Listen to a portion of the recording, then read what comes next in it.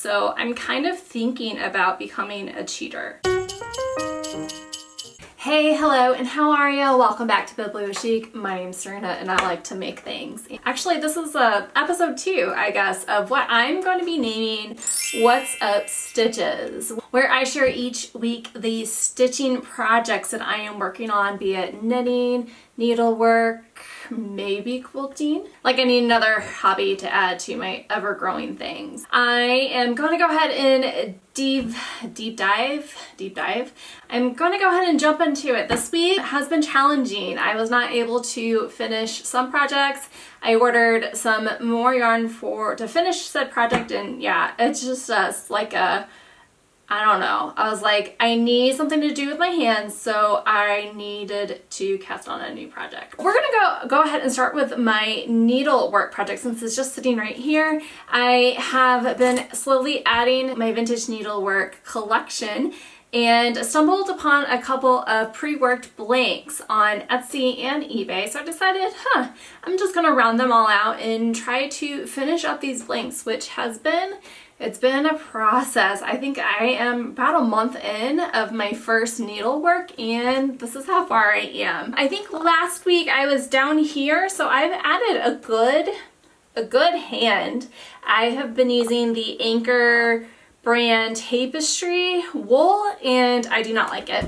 Do not like it at all. I hate it. If I didn't already order all of the wool needed for all 3 projects, I would, scrap it and try to find some better yarn. The reason why I don't like it is because the yarn is very grabby and it's not very well spun, if you know what I mean. The friction caused by pulling the yarn through these holes causes stress points on it and basically makes the wool and the fiber stretch out and eventually just weakened. So by the end of my tail, like, my wool is not as thick as it was from the beginning, and I've tried to prevent this as much as I can possible, not pulling by the needle. I don't know, my friends. If you have a better needlepoint tapestry wool yarn that you like to use, let me know in the comments below. But despite the fact that I hate this yarn to do this needlepoint, I am liking the effects so far. But I'm not gonna lie, I can't wait to finish this. So I have the other half and the bottom to go before I can move on. Okay, so let's put that away and let's break out my headache project that I have been working on for the last month. I shared this last time, and it is my toadstool sweater. I have almost completed my sleeve, and I ran into a problem. So the pattern that I'm using in the yarn, I guess I'll share the pattern first. The pattern I'm using is from Rainbow Folk.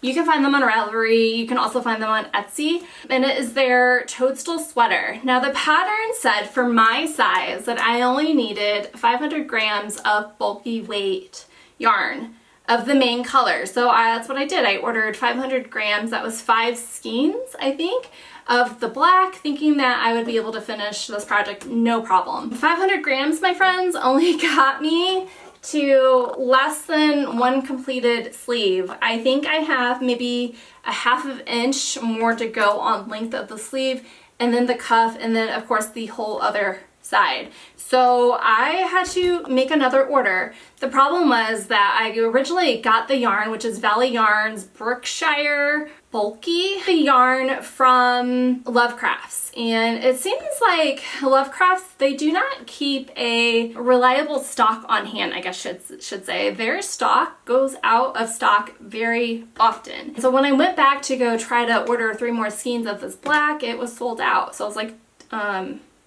okay, what do I do? So I went to Amazon, and I was like, okay, well, they sell it on Amazon for the same price. It's $7.99 a skein. I'll just order it from Amazon. I couldn't get it at Amazon Prime, so it was gonna take like 5 days to ship. No problem, whatever. And I shipped it, and I got home after this weekend, and I ordered the wrong color. I accidentally ordered heathered gray, and obviously this is not heather gray, this is black. So I am not going to be able to work on this project again this week. I'm going to have to wait for my new skeins to come in. I did indeed double checked that I ordered 3 black skeins, and so hopefully by the next What's Up stitches, this guy will be completely done. I guess I should note that the other colors that I used for the yoke portion of this project, I used olive, burgundy, dark brown, and tan heathered, or heathered tan, I think. It is, oh gosh, 30%, no.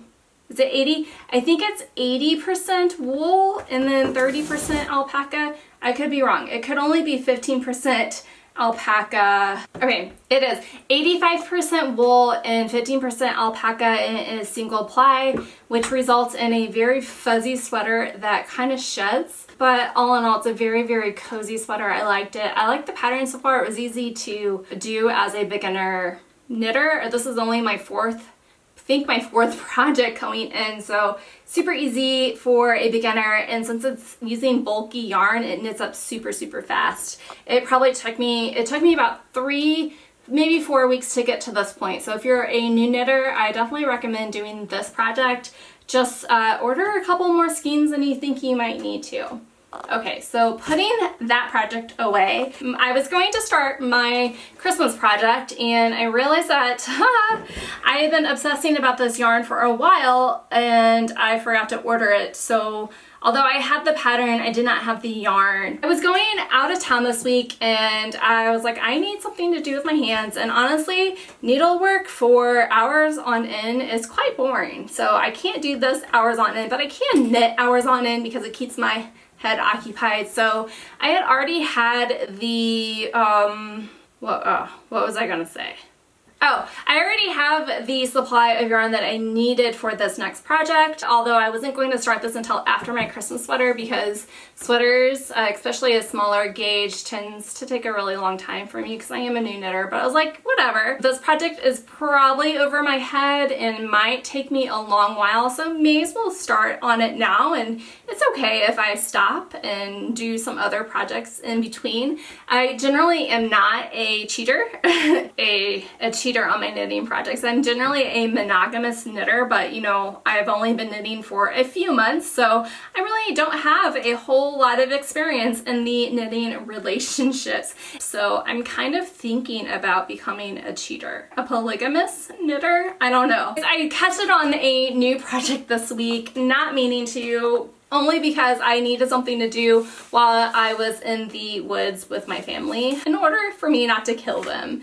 And that project is the 1897 Butterick cycling sweater by Pearls of History Design, Kelsey Patton. Basically, it's a modern interpretation of the original Butterick cycling sweater pattern that was published in 1897. It has been published multiple times within like the next 40 years or so, but it's basically interpreting that original pattern into what a modern knitter would understand. Let me fish that out of my project bag right here. This is as far as I have been able to accomplish. This sweater is knitted in pieces, so it looks like you do the front and the back and then the arms, and then you match or stitch them. I think that's what it's called, but you stitch them all together.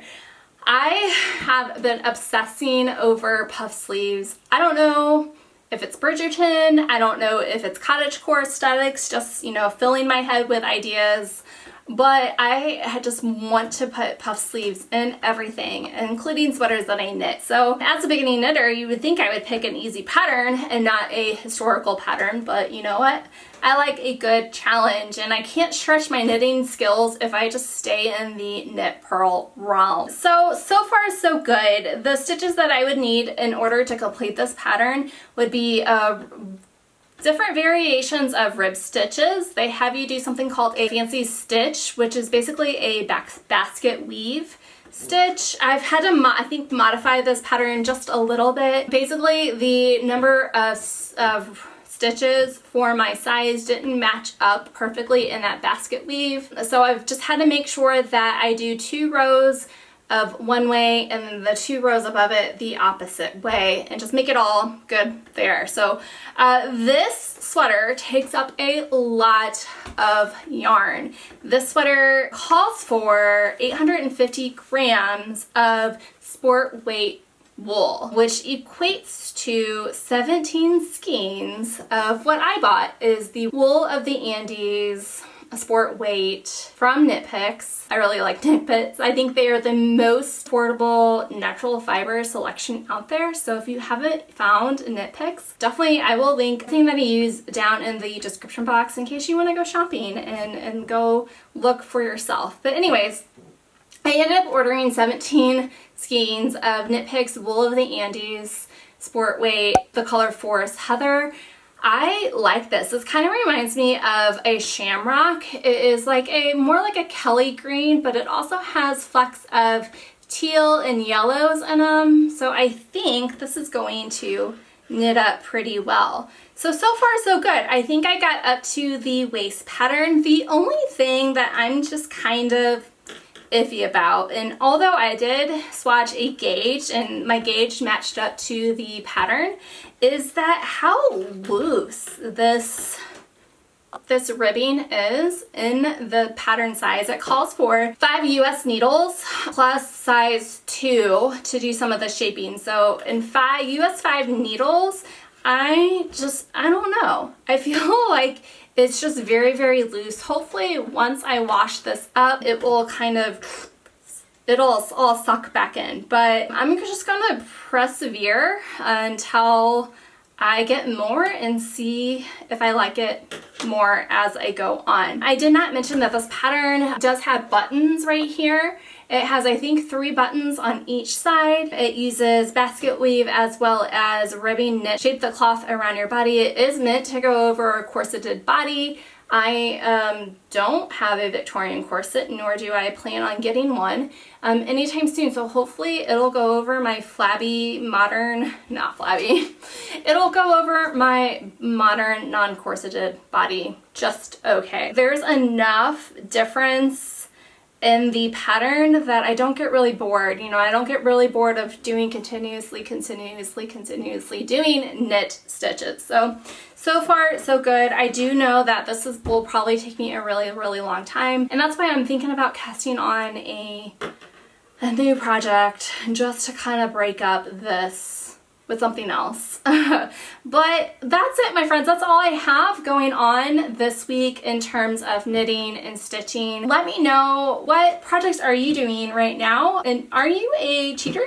Are you a monogamous project person, I guess I should say? Or if you're a knitter, do you tend to knit one project all to completion, or do you tend to hop around and have multiple projects going at one time and juggling all of the options? I'm still learning my preference, but I would love to know what yours.